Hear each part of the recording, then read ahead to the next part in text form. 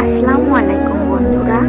আপনি কি জানেন আল্লাহ আপনাকে ভালোবাসে, কিন্তু আপনি সেটা কোনোভাবেই বুঝতে পারছেন না। যদি আল্লাহ আপনাকে ভালোবাসে তাহলে অবশ্যই আপনার সাথে এই ঘটনাগুলি ঘটবে। আল্লাহ যখন কাউকে ভালোবাসেন তখন তিনি ফেরেশতা জিবরাইল আলাইহিসসালামকে বলেন, আমি অমুক বান্দাকে ভালোবাসি, তুমিও তাকে ভালোবাসো। তারপর আসমান ও জমিনে তার জন্য ভালোবাসার সৃষ্টি হয়ে যায়। আপনার সাথে কি কখনো এমন হয়েছে যে আপনি নামাজ পড়ছেন, আল্লাহর পথে চলেন, তবু আপনি বারবার বিপদে পড়ছেন? যে বিপদ থেকে আপনি বারবার আল্লাহর কাছে মুক্তি চান, তবু আপনি সে বিপদ ছাড়াতে পারছেন না। হতাশ হবেন না, এটাও কিন্তু আল্লাহর দেয়া একটা পরীক্ষা। তার প্রতি আপনার ভালোবাসা কতটা শক্তিশালী সেটাই সে পরীক্ষা নিচ্ছে। অথবা এমন হচ্ছে আপনি হঠাৎ করে অনেক বড় একটা বিপদে পড়ছেন, কিন্তু আপনি নিজেও জানেন না সেই বিপদ থেকে আপনি কিভাবে মুক্তি পেলেন, সেই বিপদটা আপনি কিভাবে কাটিয়ে উঠলেন, সেটা আপনি নিজেও জানেন না। একটি অলৌকিকভাবে আপনি সেই বিপদ থেকে রক্ষা পেয়েছেন। এটাও আপনার প্রতি আল্লাহর ভালোবাসা।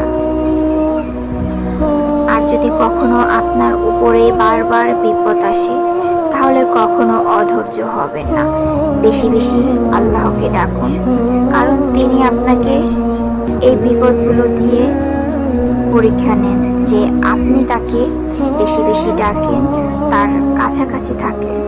সে আপনাকে তার কাছে টানার জন্যই বারবার আপনাকে বিপদে ফেলে। তার ভালোবাসা পেতে হলে অবশ্যই আপনাকে তার পথে চলতে হবে। আর আল্লাহ যার প্রতি সন্তুষ্ট থাকে তার জন্য গুনাহ কঠিন করে দেন এবং তাকওয়া ও পরেজগারির পথে পরিচালিত করেন। আল্লাহ যাকে ভালোবাসেন তাকে কখনো পরীক্ষার সম্মুখীন করেন, যাতে তার ধৈর্য ঈমান প্রমাণিত হয়। সবচেয়ে কঠিন পরীক্ষায় পড়েন নবীগণ, তারপর যারা তাদের মতো। মানুষের হৃদয়ে তার জন্য ভালোবাসা সৃষ্টি করে দেন। নেক আমলের তৌফিক, আল্লাহ যার প্রতি রহম করেন তাকে নেক কাজের তৌফিক দেন, যেমন সালাত, কুরআন তিলাওয়াত, দান, সদকা, ভালো আচরণ ইত্যাদি। অন্তরে প্রশান্তি ও আল্লাহর স্মরণে শক্তি পাওয়া, আল্লাহ যাকে ভালোবাসেন তার অন্তরে আল্লাহর স্মরণে এক বিশেষ প্রশান্তি থাকে। নিশ্চয়ই আল্লাহ স্মরণে হৃদয় সমূহ প্রশান্ত হয়।